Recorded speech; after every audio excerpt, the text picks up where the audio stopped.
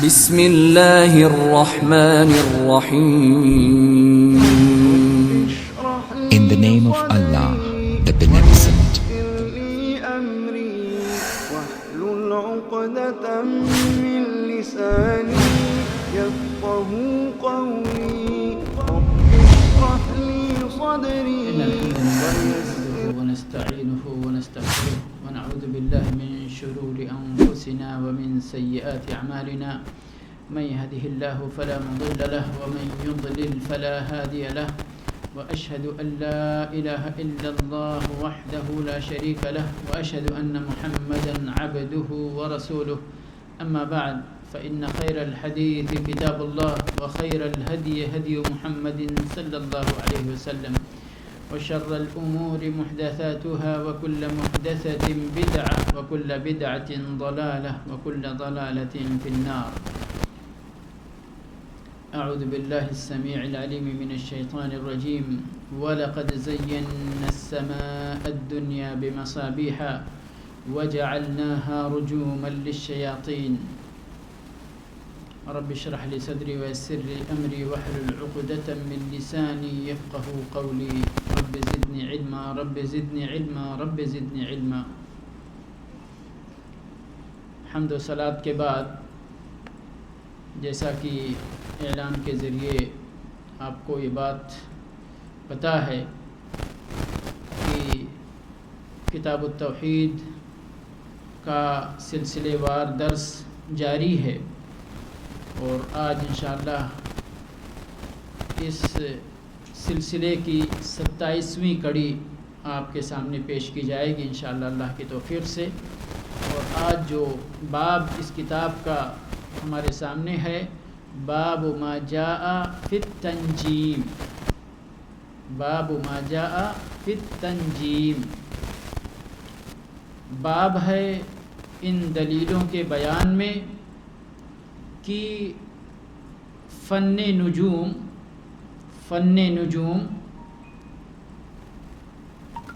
یہ بھی توحید کے خلاف ہے اور اس کے سلسلے میں کتاب و سنت کی دلیلیں اس باب کے اندر پیش کی جائیں گی. تنجیم یہ نجم سے ہے جس کی جمع نجوم ہوتی ہے، جس کو ہم ستارہ بولتے ہیں یا تارا بھی بولتے ہیں، انگلش میں اسٹار بولتے ہیں اور الگ الگ زبانوں میں اس کو جو بھی کہا جاتا ہو. یہ جو آسمانوں کے اندر ٹمٹماتے ہوئے ستارے جو ہم کو نظر آتے ہیں کمکموں کی طرح، اس میں کچھ بڑے ہیں کچھ چھوٹے ہیں کچھ جو بھی ہوں، اگرچہ ہم کو دیکھنے میں چھوٹے نظر آتے ہیں لیکن ان کا حجم حقیقت میں بہت بڑا ہے اور وہ ایک مستقل علم ہے. اللہ رب العالمین نے ان ستاروں کی جگہوں کی قسم کھائی ہے قرآن کریم کے اندر، اور اس قسم کو بہت عظیم قسم سے تعبیر کی ہے. تو واقعی اللہ رب العالمین کی عظیم مخلوقات میں سے ہیں، اس میں کوئی شک نہیں کوئی شبہ نہیں. لیکن یہ مخلوقات جب اتنے عظیم ہیں تو ان کا خالق کتنا عظیم ہوگا. دراصل یہ بات سمجھنے کی ہے، لیکن افسوس کہ ہمارا یہ انسانی معاشرہ اپنی اصل راہ سے بھٹک کر شیطان کی راہوں پہ جب چل پڑتا ہے تو اس کو عقل و خرد کی کوئی بات سمجھ میں نہیں آتی. بہرحال ہمارا کام ہے، طلاب علم کا کام ہے اپنے نبی صلی اللہ علیہ وسلم کے اس مشن کو بڑھانا، توحید کی دعوت کو عام کرنا، لوگوں کو شرک، بدعات، خرافات، بے راہ روی سے بچانے کے لیے جتن کرنا. اللہ رب العالمین ہمیں اس بات کی توفیق عطا فرمائے. آپ کو معلوم ہے کہ اس کتاب کا نام کتاب التوحید ہے نا، اور اس کے اندر توحید کی باتیں بیان کی گئی ہیں. توحید کی راہوں کو بیان کیا گیا ہے، اور اس کے برعکس جو چیزیں ہیں، شرک ہے، کفر ہے، اور ان شرکیہ باتوں کو بیان کیا گیا ہے۔ توحید کے اپنانے پر اللہ کے یہاں جزا کتنا زیادہ ہے، اجر و ثواب کتنا ہے، وہ بات بھی بیان کی گئی ہے، اور توحید چھوڑ دینے پر، شرک کی راہ اختیار کر لینے پر سزا کتنی بڑی ہے، اس کا عاقبت اور اس کا انجام کتنا خطرناک ہے، وہ بھی اس کتاب کے اندر بیان کیا گیا ہے۔ اور ایسی باتیں ایک ایک کر کے اس کتاب کے پڑھنے، پڑھانے، سمجھنے، سمجھانے والے کے سامنے لائی جاتی ہیں کہ جن سے توحید کا چہرہ نکھر کر سامنے آئے، شرک کی آلائشوں کا بندے کو پتہ چل سکے، تاکہ توحید کے منور چہرے کو شرک کی آلائشوں سے پاک رکھے۔ یہ باب بھی اسی کڑی، اسی سلسلے کا ایک حصہ ہے، اسی سلسلے کی ایک کڑی ہے۔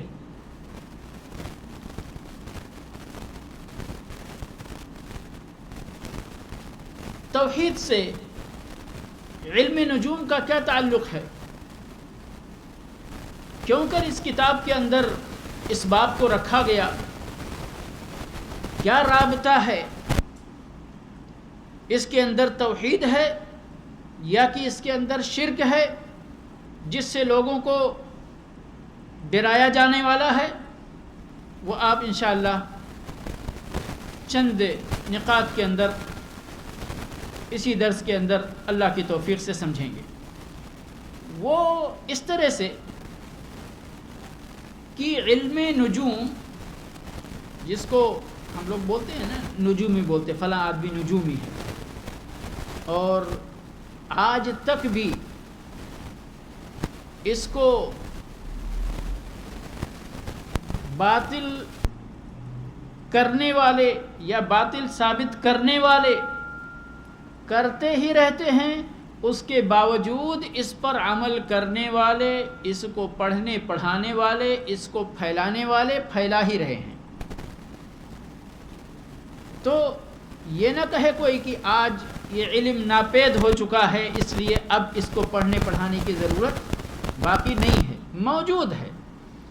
آپ مختلف اخبارات اٹھا کر دیکھیں تو آپ کو اخبارات کا کوئی کالم کہیں کنارے ایسا ہوگا جس میں اس علم کو باقاعدہ اس حیثیت سے بیان کیا گیا ہوگا کہ آپ کو اس نچھتر کے اندر اس یعنی اس ستارے کے وقت میں یہ کام کرنا چاہیے، یہ نہیں کرنا چاہیے، وہ کرنا چاہیے، وہ نہیں کرنا چاہیے۔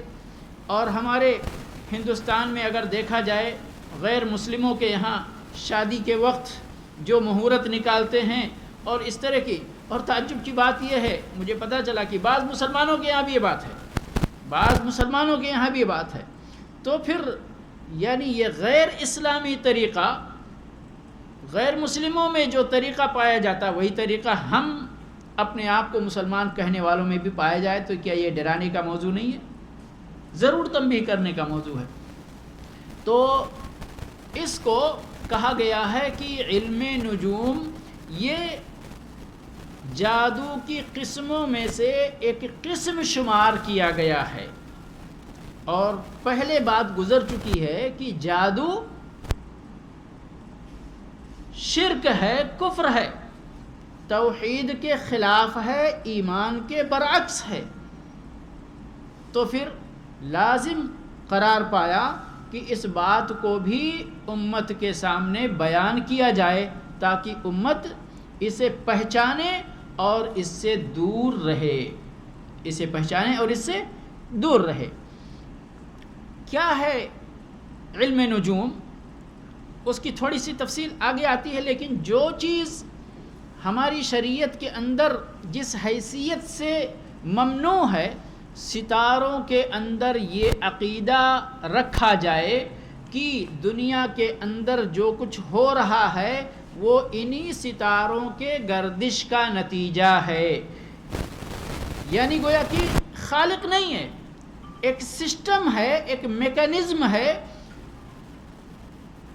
جس طرح سے ایک مشینری بنتی ہے، مشینری کو فکس کیا جاتا ہے، اس پوائنٹ پہ یہ جگہ یعنی یہ چیز پہنچ جائے تو یہ ایکشن ہوگا، اس پوائنٹ پہ یہ چیز پہنچ جائے تو یہ ایکشن ہوگا. سمجھ گئے؟ اسی طرح سے گویا کہ یہ ستارہ اگر یہاں آ جائے تو اب دنیا میں یہ ہونے والا ہے، یہ ستارہ وہاں پہنچ جائے، اس کی جگہ دوسرا ستارہ یہاں آ جائے تو اب دنیا میں یہ واقعہ ہونے والا ہے. کسی کی موت ہونے والی ہے، کسی کو زندگی ملنے والی ہے، کسی کا کام مبارک ہونے والا ہے، کسی کا کام منحوس ہونے والا ہے، سوکھا پڑنے والا ہے، بارش ہونے والی ہے، دنیا کے اندر خوشحالی آنے والی ہے یا کہ بدحالی آنے والی ہے، اور مختلف باتیں. یہ ستارہ یہاں رہے گا، اس وقت جو شادی ہوگی وہ مبارک ہوگی، یہ ستارہ یہاں سے وہاں پہنچ جائے گا، اس وقت جو شادی ہوگی وہ غیر مبارک ہوگی، اور اس طرح کی بے شمار باتیں ہیں. شیخ نے، شارح نے، شیخ صالح فوزان حفظہ اللہ نے یہاں پر بہت ساری مثالیں ذکر کی ہیں، لیکن میں گفتگو کو بڑھا لا کر کے صرف خلاصے کے طور پر بہت ساری چیزوں کو یہ عقیدہ رکھا جاتا ہے کہ یہ انجام پذیر ہوتے ہیں ان ستاروں کی گردش کے انجام کے طور پر. توحید کے خلاف ہے یا نہیں ہے؟ سراسر خلاف ہے.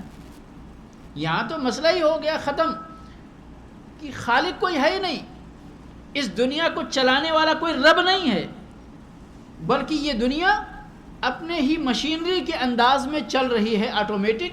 بس اسی طرح کا کون لوگ مانتے؟ جو بددین ہوتے، ملحد ہوتے، لا دین ہوتے، ان کا یہ عقیدہ ہے.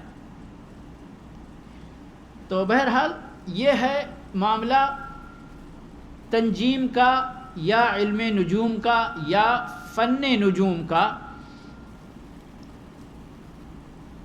ہماری شریعت کے اندر اللہ رب العالمین نے قرآن کریم کے اندر ان ستاروں کو پیدا کرنے کی حکمتیں بیان فرمائی ہیں. ایسا نہیں ہے کہ اندھیرا چھوڑ دیا ہے اپنے بندوں کے سامنے، بتایا نہیں کہ آخر ہم نے ان ستاروں کو کیوں پیدا کیا ہے.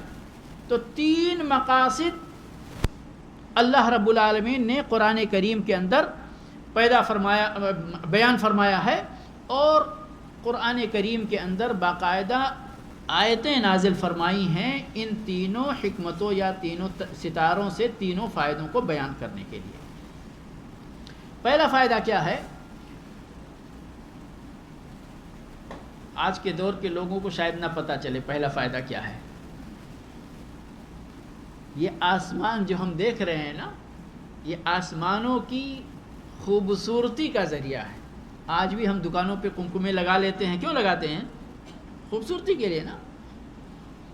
سبحان اللہ. یعنی اللہ رب العالمین کے جتنے بھی تخلیق ہیں، انسان اس کی طبیعت سے بہت قریب ہیں، کیونکہ اللہ رب العالمین ہی خالق ہے ہمارا، اور اللہ رب العالمین نے ہی اس دنیا، خوبصورت دنیا کو بنایا ہے.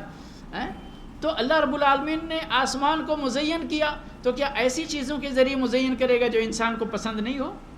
یقیناً پسند ہے. آپ کو میں نے کیوں کہا آج کے لوگوں کو شاید اس کا اندازہ نہیں ہو کہ آج تو ہم ان مصنوعی لائٹوں کی روشنی کے اندر زندگی گزارتے ہیں، تو ہم کو کیسے پتہ چلے گا؟ آپ چلے جائیے گاؤں میں یا صحرا میں، ایسی جگہ جہاں آپ کو ان لائٹوں اور ان روشنیوں کا اثر نہ دکھائی دے، اور آپ لیٹ جائیے آسمان کی طرف نگاہ کر کے اور دیکھیے کہ یہ آسمان کتنا خوبصورت ہے. اللہ رب العالمین نے اسی بات کو سورہ ملک کے اندر ارشاد فرمایا وَلَقَدْ زَيَّنَّا السَّمَاءَ الدُّنْيَا بِمَصَابِيحَ، یقیناً ہم نے سماء دنیا کو چراغوں کے ذریعے، مصباح کے معنی کیا ہوتے؟ چراغ. ان کو چراغ سے تعبیر کیا ہے. چراغوں کے ذریعے خوبصورتی عطا فرمائی ہے، زینت عطا فرمائی ہے. اور وَجَعَلْنَاهَا رُجُومًا لِلشَّيَاطِينِ، یہ ستاروں کا دوسرا فائدہ وہ یہاں بھی بیان فرمایا اور بھی دوسری جگہ فرمایا. کیا ہے اور کیا ہے ان کا دوسرا کام کیا ہے کہ یہ شیطانوں کے لیے مار بھگانے کا ذریعہ ہیں. ستارے ٹوٹتے ہیں، جن کو ہم کہتے ہیں نا ستارے ٹوٹتے ہیں، یہ ستارے ٹوٹنے کا ایک الگ پس منظر ہے.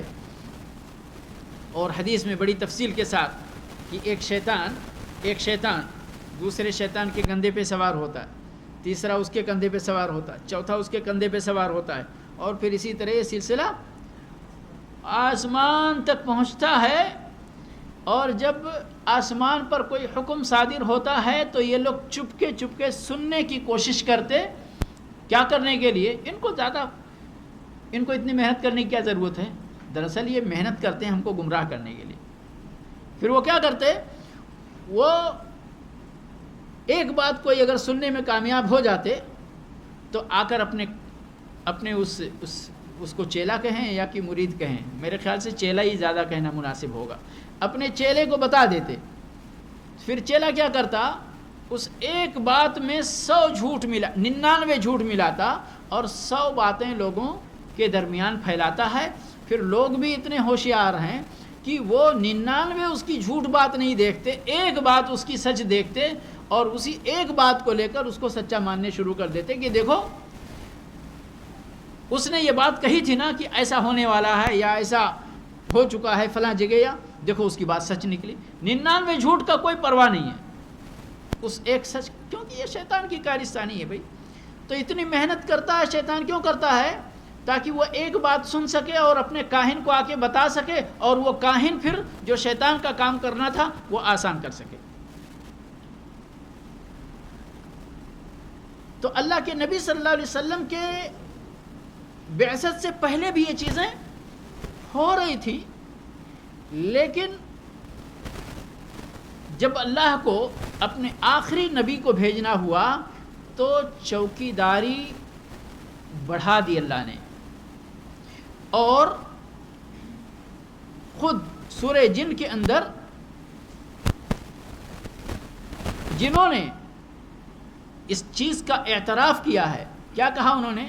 کہا وَأَنَّا كُنَّا نَقْعُدُ مِنْهَا مَقَاعِدَ لِلسَّمْعِ فَمَنْ يَسْتَمِعِ الْآنَ يَجِدْ لَهُ شِهَابًا رَّصَدًا.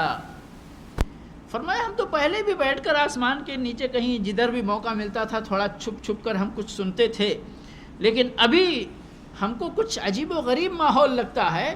ابھی اگر ہم اس بات کی کوشش کرتے ہیں تو ہمارے اوپر تو وہ آگ کی بارش ہوتی ہے، ستارہ ٹوٹتا ہے اور ہم کو وہاں سے بھاگنے پر مجبور ہونا پڑتا ہے. کچھ معاملہ کچھ ہے. دیکھیے سبحان اللہ، آگے کی آیت ہے وَأَنَّا لَا نَدْرِي أَشَرٌ أُرِيدَ بِمَنْ فِي الْأَرْضِ أَمْ أَرَادَ بِهِمْ رَبُّهُمْ رَشَدًا. ادب دیکھیے، شیطان یہ اللہ کے نیک بندے نہیں ہیں، لیکن اللہ کی عظمت کا پتہ ہے انہیں، اللہ کی عظمت کا پتہ ہے. اللہ کے ساتھ ادب کس طرح کا اختیار کرنا چاہیے یہ ہم انسانوں سے ان کو زیادہ معلوم ہے. ایسا نہیں ہے کہ جن اللہ کو نہیں پہچانتے.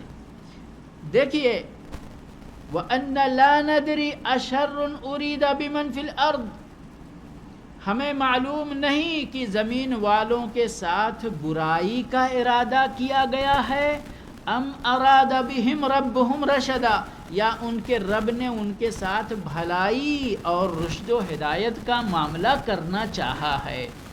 دیکھیں یہاں دو باتوں کا ذکر ہوا، برائی کا ذکر ہوا اور بھلائی کا ذکر ہوا. ٹھیک ہے، جب برائی کا ذکر ہوا تو اس کو اللہ کی طرف منسوب نہیں کیا گیا، لیکن جب بھلائی کا ذکر ہوا تو اس کو اللہ کی طرف منسوب کیا گیا. یہ ادب ہے اللہ کے ساتھ. یہ تو سب کو معلوم ہے نا کہ زمین کے اندر ایک پتا بھی اللہ کے حکم کے بغیر نہیں ہلتا ہے. اللہ کی مشیت کی دو قسمیں ہیں، مشیت کونیہ ہے اور مشیت شرعیہ ہے۔ اللہ ایک اس کائنات میں ایسا ہونا ہے، یہ اللہ کی مشیت ہے، لیکن اللہ اس کو اپنے بندوں سے پسند نہیں کرتا۔ تو جو مصیبتیں بھی زمین کے اندر آتی ہیں، اسباب کچھ بھی ہو لیکن ہوتی اللہ کی طرف سے ہیں، لیکن اس کو اللہ کی طرف منسوب نہیں کرنا چاہیے۔ ہاں، بھلائی کو اللہ کی طرف منسوب کرنا چاہیے۔ یہ اللہ کے ساتھ ادب کا معاملہ ہے، تو یہ جنوں کو ہم سے زیادہ معلوم ہے۔ تو بہرحال میں عرض یہ کر رہا تھا کہ دوسرا مقصد جو ستاروں کو بنانے کا ہے وہ یہ کہ شیطانوں کے لیے وہ بھگانے کا ذریعہ ہے۔ تیسری چیز یہ ہمارے بڑے فائدے کی ہے، وہ ہے ان ستاروں کے ذریعے ہم کو اپنے راستے معلوم ہوتے ہیں۔ اور آج تو ہماری سڑکوں پر یہ لوحات اور بورڈ لگے ہوئے ہیں، ریاض جانے کا راستہ یہ ہے، دمام کا راستہ یہ ہے، اور کہاں کا جزاک اللہ خیر۔ لیکن آپ تصور کیجئے اس وقت کا 1400 سال، 1500 سال، 2000 سال، 5000 سال کہ جب یہ راستے بھی نہیں تھے، کیونکہ آبادی بھی اتنی نہیں تھی، تو راستہ کہاں بنتا ہے؟ پیروں سے بھی راستہ بن جاتا ہے۔ جب ایک ہی راستے پر ایک کے بعد ایک لوگ گزرتے ہیں تو ان کے پیروں کے نشان سے ایک راستہ بن جاتا ہے الگ۔ لیکن اس وقت وہ بھی نہیں، اس وقت آپ جا رہے ہیں تو یہ ریتی اور صحرا میں صرف آپ کے ہی قدموں کے نشان نظر آئیں گے۔ اس سے پہلے کہ اگر کل بھی پرسوں بھی کوئی گیا ہوگا تو وہ ریت والی ہوا چلی ہوگی اور آ کے وہ سارے نشان ختم ہو گئے ہوں گے۔ سمجھ گئے نا؟ تو پھر اب راستہ کیسے معلوم کریں گے؟ دمام والے کو مکہ جانا ہے، یہ ہائی وے نہیں تھا اس وقت، کیسے جائیں گے؟ تو بہرحال میں گھڑی بھی میرے سامنے ہے، یہ اور اس طرح کے بہت سارے فائدے۔ اچھا، ایک بڑا فائدہ یہ تو زمینوں میں بھی، کیونکہ اللہ رب العالمین نے اور کئی چیزوں سے زمین خشکی کے اندر راستہ معلوم کرنے کے اور بھی ذرائع ہیں۔ کیا فرمایا اللہ رب العالمین؟ فرمایا وَأَلْقَى فِي الْأَرْضِ رَوَاسِيَ أَن تَمِيدَ بِكُمْ وَأَنْهَارًا وَسُبُلًا لَعَلَّكُمْ تَهْتَدُونَ وَعَلَامَاتٍ وَبِالنَّجْمِ هُمْ يَهْتَدُونَ۔ یہ سارے ذرائع ہیں راستہ معلوم کرنے کے۔ بھئی جس کو معلوم ہے یہ پہاڑ یہاں ہے تو یہ فلاں آبادی اس پہاڑ کے اس طرف ہے، فلاں آبادی اس پہاڑ، یہ نہر ہے، یہ دریا ہے، فلاں آبادی اس کی اس طرف ہے، بہت ساری چیزیں، ٹھیک ہے۔ لیکن جو لوگ سمندری سفر کرتے، اور آپ کو معلوم ہے کہ پہلے سمندری سفر کتنا ہوا کرتے تھے، سمندری سفر کرتے، ان کو نہ کوئی پہاڑ نظر آ رہا ہے، نہ کوئی ٹیلا نظر آ رہا ہے، نہ کوئی آبادی نظر آ رہی ہے، نہ کچھ بھی، چاروں طرف جدھر بھی دیکھتے ادھر پانی پانی نظر آ رہا ہے۔ ان کے لیے یہ نہیں کہہ سکتے ہم کہ سب سے بڑا ذریعہ تھا، بلکہ یہی اکیلا تنہا ذریعہ تھا کہ وہ راستہ معلوم کرتے، تاروں کے ذریعے۔ یہ ستارہ یہاں ہے، اور آپ کو بتاؤں میں یہ اسی انجمن کا ایک حصہ چاند اور سورج بھی ہیں، یاد رہنا چاہیے۔ یہ تو چھوٹے ستارے ہیں نا، لیکن یہ چاند اور سورج بھی انہیں کے ضمن میں آتے ہیں۔ تو سورج تو بندہ دنیا کے کسی حصے میں بھی رہے، چاند تو ایک دن کے لیے ڈوب بھی جاتا ہے، 15 دن کے لیے غائب بھی ہو جاتا ہے نا، اب کم چھوٹا ہو جاتا ہے، لیکن سورج آپ کو ہر صبح ملے گا، اور سورج کے بارے میں معلوم ہے کہ وہ مشرق سے نکلتا ہے، مغرب میں ڈوبتا ہے۔ تو یہ سب سے سمت معلوم کرنے کا سب سے بڑا ذریعہ لوگوں کا ہے۔ یہ بات ہو گئی کہ اللہ رب العالمین نے ستاروں کو کیوں پیدا کیا ہے، ٹھیک ہے۔ اب سنیے، قال البخاری فی صحیحہ قال قتادۃ خلق اللہ هذه النجوم لثلاث زینة للسماء ورجوما للشیاطین وعلامات يهتدى بها فمن تأول غیر ذلك اخطأ واضاع نصیبه وتکلف ما لا علم له به انتہا۔ قال البخاری یعنی امام بخاری رحمۃ اللہ علیہ، امام قتادہ رحمۃ اللہ علیہ کا یہ قول نقل کرتے ہیں اور یہ قول یعنی ایک دلائل کی روشنی میں بھی قول فیصل ہے. کیا کہتے ہیں؟ کہتے ہیں خلق اللہ هذه النجوم، اللہ تبارک و تعالیٰ نے ان ستاروں کو 3 مقصد کے لیے پیدا فرمایا. زینۃ للسماء، آسمان کے لیے زینت بنایا. ورجوما للشیاطین، دوسرا مقصد شیطانوں کے مار بھگانے کا ذریعہ بنایا. وعلامات یہتدی بہا، اور علامت بنائی جس کے ذریعے ہدایت پائی جاتی ہے. اور یہاں ہدایت سے مراد راستہ معلوم کرنا، سمت پہچاننا، یہ چیزیں. فرمایا فمن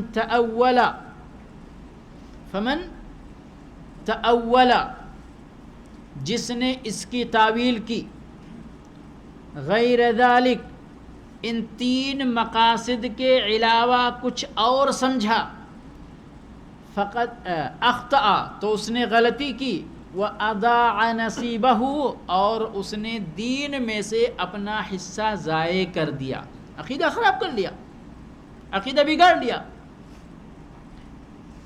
وَتَكَلَّفَ مَا لَا عِلْمَ لَهُ بِهِ، اور جس چیز کا علم اس کے پاس نہیں ہے اس علم کو بیان کرنے کا تکلف کرنے والا بن گیا. علم نہیں ہے، نہیں معلوم کہ یہ ستارہ ابھی یہاں کیوں آیا، یہ ستارہ وہاں کیوں پہنچ گیا، اس ستارے کو اللہ نے کیوں پیدا کیا، اس ستارے کی گردش کے لیے یہی اس کو یہی مسار، یہی ٹریک کیوں دیا. کل فی فلک یسبحون، سورج بھی چل رہا ہے، چاند بھی چل رہا ہے، زمین بھی چل رہی ہے، سب اپنے سسٹم سے اللہ رب العالمین نے بنا رکھا ہے، چل رہے ہیں، سب کا ٹریک متعین ہے. سمجھ گئے؟ جب اللہ تعالیٰ چاہتا ہے تو. بہرحال اس انسان کو جس چیز کا علم نہیں، یہ اس کا دعویٰ کرنے بیٹھ گیا، تکلف کرنے بیٹھ گیا. تو یہ امام قتادہ رحمۃ اللہ علیہ کا قول دلائل کی روشنی میں ایک نہایت ہی اہم بنیادی قول ہے. مسلمانوں کا عقیدہ کیسا ہونا چاہیے کہ ان ستاروں کو 3 فائدے کی چیز سمجھنی چاہیے. سمجھ گئے؟ اسی سے ایک چیز ملتی جلتی ہے، وہ بھی فائدے کی چیز ہے کہ اس سے حساب بھی لگاتے ہیں. آپ کو معلوم ہے کیلنڈر کیسے بنتا ہے، نماز کے اوقات کیسے متعین ہوتے ہیں، یہی سورج چاند ہے. اللہ کے نبی صلی اللہ علیہ وسلم کیا فرمایا؟ سومو، چاند کے بارے میں فرمایا سومو لرؤیتہ وافطروا لرؤیتہ، چاند دیکھو روزہ رکھو، چاند دیکھو روزہ توڑو. ہماری نمازیں ہیں طلوع صبح صادق، فجر کا وقت ہو گیا، سورج طلوع ہوا، ختم ہو گیا، سورج غروب ہوا، مغرب کا وقت شروع ہو گیا، نصف النہار میں آیا، ظہر کا وقت شروع ہو گیا. یہ سب فائدے ہی تو ہیں. تو یہ حسابی فائدے ہیں اور ہماری عبادت میں کام آنے والے فائدے ہیں.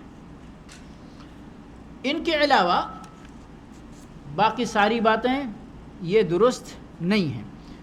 آگے مؤلف رحمہ اللہ فرماتے ہیں وَكَرِهَ قَتَادَةُ تَعَلُّمْ مَنَازِلَ الْقَمَرِ وَلَمْ يُرَخِّصْ ابْنُ عُيَيْنَةَ فِيهِ ذَكَرَهُ حَرْبٌ عَنْهُمَا.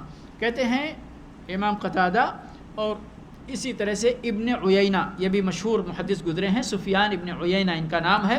یہ کہتے ہیں یہ دونوں علم نجوم کو انہوں نے بالکل بھی پسند نہیں کیا ہے، بلکہ اس کو حرام اور ناجائز سمجھا ہے، قرار دیا ہے. ٹھیک ہے. اب یہاں وہ 3 حکمتیں جو بیان کی جا چکی ہیں اور چوتھی اسی کے ساتھ ملا دیجئے. تو یہ تو وہ چیزیں ہیں کہ جن کے لیے اللہ رب العالمین نے ان کو پیدا فرمایا. اب ان کی تعلیم کا جو مسئلہ ہے، ہم نجومیت کے فن کو اگر تقسیم کریں جائز اور ناجائز کے درمیان، تو یہ جو حساب والا معاملہ ہے اس کے لیے علم نجوم، اگرچہ علماء کا اختلاف ہے کہ حساب اور اوقات اور کیلنڈر اس چیز کے لیے نجوم کا حسابی علم حاصل کرنا جائز ہے. لیکن امام قتادہ رحمۃ اللہ علیہ نے کہا حتیٰ کہ حساب کے لیے بھی جائز نہیں ہے. کیوں؟ کہا کہ جب بندہ علم حاصل کرتا ہے تو کچھ دن کے بعد اس کے اندر تھوڑا دائرہ کشادہ کرتا ہے، چلو بھی ٹھیک ہے، اس سے یہ بھی، اس سے یہ بھی، اس سے یہ بھی، تو جو ناجائز امور اس سے متعلق ہیں جس کی وجہ سے لوگ اپنا ایمان خراب کرتے ہیں، اپنا عقیدہ خراب کرتے ہیں، کل کو بندہ یہ علم حاصل کرتے کرتے ہو سکتا ہے اس حد کو بھی پہنچ جائے کہ اس کے اندر بھی اس طرح کی بدعقیدگی پیدا ہو جائے. اس لیے نہ رہے باس نہ بجے باسڑی، اس علم کو ہی حاصل کرنا جائز نہیں ہے. جبکہ دوسرے علماء کرام نے کہا کہ نہیں، اسی مقصد کے لیے فقط اور فقط حاصل کیا جا سکتا ہے. اور شیخ صالح فوزان حفظہ اللہ اور بھی علماء کرام نے اس شرح کے اندر بھی انہوں نے یہی کہا کہ یہی قول راجح ہے کہ اس مقصد کے لیے، یعنی کیلنڈر کے لیے، اور آپ کو معلوم ہے یہ ساری چیزیں، یہ تو فائدہ، ظاہر فائدہ ہے، اس میں کوئی ڈھکی چھپی بات نہیں ہے. بھئی ہم کو اگر ان مہینوں کے بارے میں، سال کے بارے میں، بہت ساری ہماری عبادتیں ان سے جڑی ہوئی ہیں، تو یہ علم حاصل کرنے میں انشاءاللہ کوئی حرج نہیں ہے.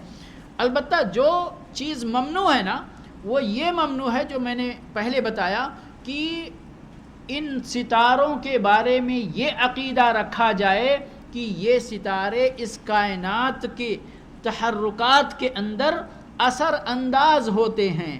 بارش ہوتی ہے تو ان کی گردش سے، سوکھا پڑتا ہے تو ان کی گردش سے، یہ سمجھا جائے اگر تو، اور اس حیثیت سے، اس پہلو سے اس علم کا حاصل کرنا حرام ہے. اب اس کو، یہ جو ناجائز یعنی علم نجوم ہے، یا یہ کہیے تاثیر کے تعلق رکھنے والا جو علم نجوم ہے، اس کو 3 قسموں میں بانٹا گیا، اور یعنی اس کو کیٹیگرائز کیا گیا گویا کہ. ایک سب سے پہلی قسم تو وہ ہے کہ اس کے بارے میں یہ عقیدہ رکھا جائے جو میں نے پہلے بیان کیا، یہ سب سے خطرناک معاملہ ہے کہ اس دنیا کا نظام ہی انہی ستاروں کے نظام سے چلتا ہے. یہ بہت خطرناک قسم ہے، سمجھ گئے؟ تو یعنی اس علم نجوم کو حاصل کرنا، کیا اس کے قریب بھی جانا، یہ درست نہیں ہے. دوسری قسم کیا ہے کہ کہتے ہیں کہ یہ دراصل دنیا کا نظام ان ستاروں کی گردش کے انجام کے طور پر تو نہیں ہوتا، لیکن یہ کسی نہ کسی طرح سے اس کے اندر سبب بنتے ہیں. یعنی کہ بارش ہوتی ہے تو برسانے والا اللہ ہے، بارش نازل کرنے والا اللہ ہے، لیکن یہ سبب ہیں. یہ ستارہ جب یہاں پر آئے گا یا یہ نچھتر آئے گا تو اللہ بارش برسائے گا، یعنی نچھتر کے آنے کی وجہ سے اللہ بارش برسائے گا اس سبب پر. تو یہ بھی درست نہیں ہے. لیکن یہ معاملہ کیا ہے؟ پہلے سے تھوڑا ہلکا ہے. یہ معاملہ پہلے سے تھوڑا ہلکا ہے کہ یہاں پر خالق کا وجود مانا جا رہا ہے. اس کائنات کے اندر جو کام ہو رہے ہیں، جو کائنات کا تحرک جو ہو رہا ہے، اس کے اندر ایکشن جو ہے وہ اللہ رب العالمین ہی کر رہا ہے، لیکن یہ ستارے جو ہے اسباب ہیں. سمجھ گئے؟ تو یہ پہلے سے تھوڑا ہلکا ہے. تیسرا کیا ہے؟ تیسرا یہ اصل نجومیوں کا جو آج کا کام بہت سارے کا ہے، وہ یہ ہے کہ ان ستاروں کے ذریعے مستقبل کا حال معلوم کرنا. مستقبل کا، یہ ستارہ یہاں آئے گا، فلاں جگہ وہاں آئے گا، تو پھر آئندہ سال جو آنے والا ہے وہ مارکیٹ میں بہت زیادہ مہنگائی آ جائے گی. سمجھ گئے؟ آگے کون بتا رہا ہے؟ جو علم نجوم، جس کو ہم نجومی بولتے ہیں نا، جو نجومی تو ہمارے معاشرے کے اندر بہت مشہور ہے، وہ قسمت کا حال بھی بتاتے ہیں اور دنیا کے اندر آگے کیا ہونے والا ہے وہ حال بھی بتاتے ہیں. جبکہ علم غیب کس کے پاس ہے؟ اللہ رب العالمین کے علاوہ کسی کے پاس نہیں ہے. یعنی کہ نبیوں کے پاس بھی نہیں ہے، کسی کے پاس بھی نہیں. علم غیب کو اللہ رب العالمین نے اپنے لیے خاص کر رکھا ہے. اور یہ جھگڑے کا میٹر نہیں ہے، اگرچہ ہماری امت کے اندر اس مسئلے کو بھی جھگڑے کا مسئلہ بنا دیا گیا، لیکن یہ جھگڑے کا مسئلہ نہیں ہے. کتنی بے شمار دلیلیں قرآن کے اندر بڑی واضح اور بین دلیلیں ہیں کہ اللہ رب العالمین نے علم غیب کو اپنے لیے خاص کر رکھا ہے، کسی کو بھی شامل نہیں کیا اس میں۔ ہاں بعض چیزیں اللہ رب العالمین اپنی حکمت سے بعض نبیوں کو رسولوں کو خبر دے دیتا ہے کہ اس سے اللہ رب العالمین کو اپنے بندوں تک کوئی خاص پیغام دینا ہوتا ہے، جس کے لیے بتاتا ہے بھئی اب جنت ہم کو اللہ رب العالمین کیا چاہتا ہے کہ ہم دین پر اچھی طرح سے عمل کریں تاکہ جنت حاصل کریں، اور برائیوں سے بچیں، اللہ کے غضب سے بچیں تاکہ جہنم سے نجات حاصل کر سکیں۔ اب جہنم کا ڈر پیدا ہو ہمارے دل کے اندر، جنت کی خواہش پیدا ہو ہمارے اندر، جب تک اللہ کے رسول صلی اللہ علیہ وسلم یا کوئی بھی نبی اپنی امت کو نہیں بتائے گا کہ جنت کیا ہے جہنم کیا ہے، تب تک امت کے اندر یہ لالچ اور یہ ڈر کیسے پیدا ہوگا؟ تو یہ مقصد ہے، تو بتاتے ہیں۔ تو یہ نبی اور رسول کو کیسے پتہ چلا جنت اور جہنم کے بارے میں؟ اللہ رب العالمین نے ان کو بتایا، جنت ایسی ہے جہنم ایسا۔ تو بہرحال یہ مستقبل کا علم اللہ کے علاوہ کسی اور کو نہیں ہے۔ آپ کو معلوم ہے یہ کیلنڈر والی بات، یا جو ہم ابھی یعنی عربی میں اس کو منازل بولتے، منازل کہ یہ ستارہ یہاں یہ اس کی منزل ہے، یہ ستارہ وہ اس کی منزل ہے، کہتے ہیں کہ یہ پورے 28 منازل ہوتے ہیں، 28، اور ہر منزل 13 دن کا ہوتا ہے، کوئی منزل 14 دن کا بھی ہوتا ہے۔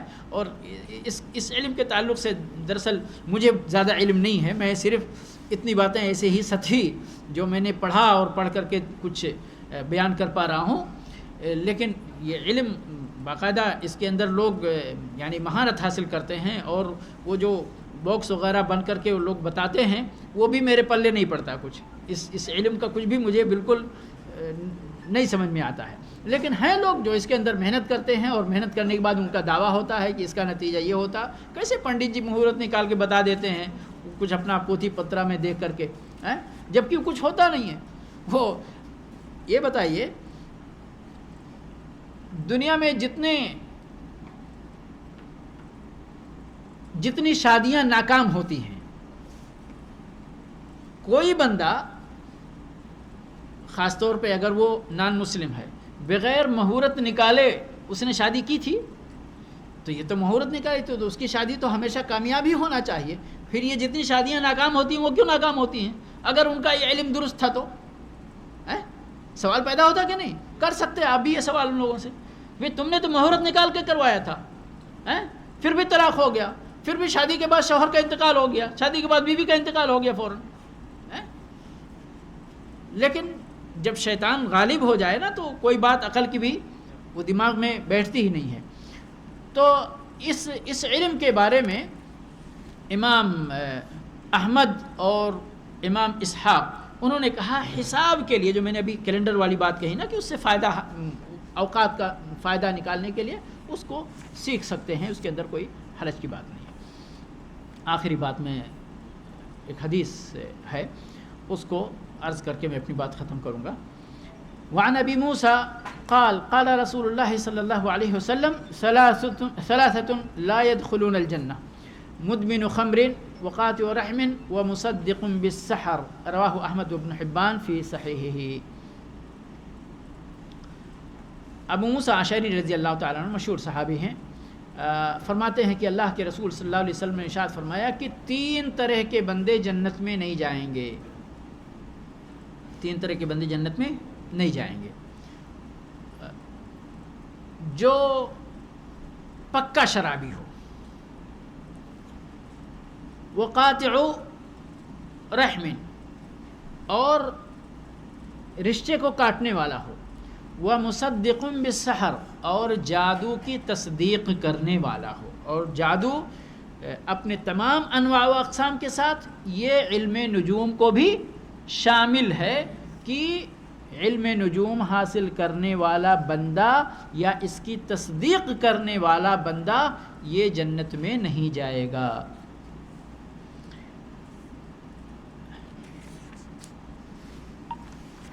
تو اب یہ اس حیثیت سے یعنی علم نجوم جادو کی قسموں میں سے ایک قسم کی حیثیت سے یہ بھی کفر کے مترادف ہے، اور اس کے اندر علم غیب کا دعویٰ کیا جاتا ہے جو کہ اللہ کے ساتھ خاص ہے، تو یہ بھی سراسر کفر ہے۔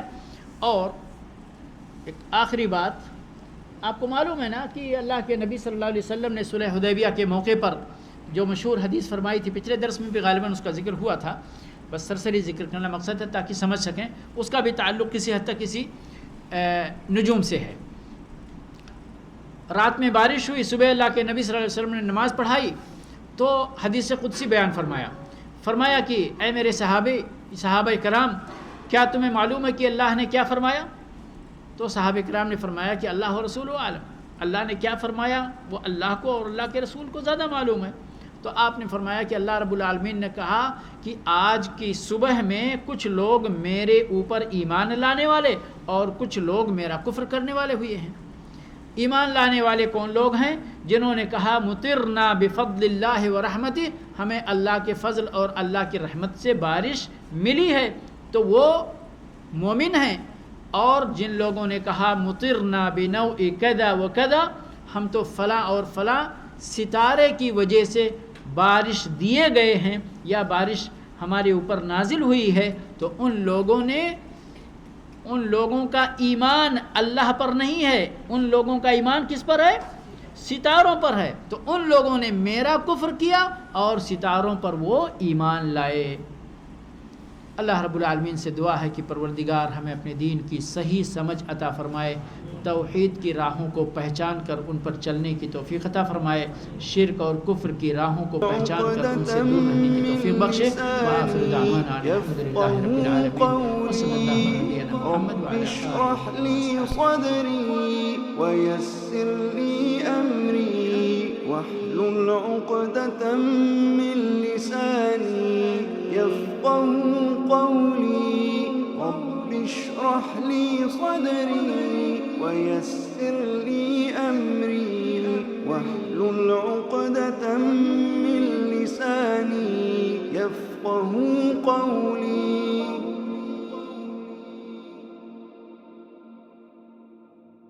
رب اشرح لي صدري ويسر لي أمري واحلل عقدة من لساني يفقه قولي رب اشرح لي صدري ويسر لي أمري واحلل عقدة من لساني يفقه قولي رب اشرح لي صدري ويسر لي أمري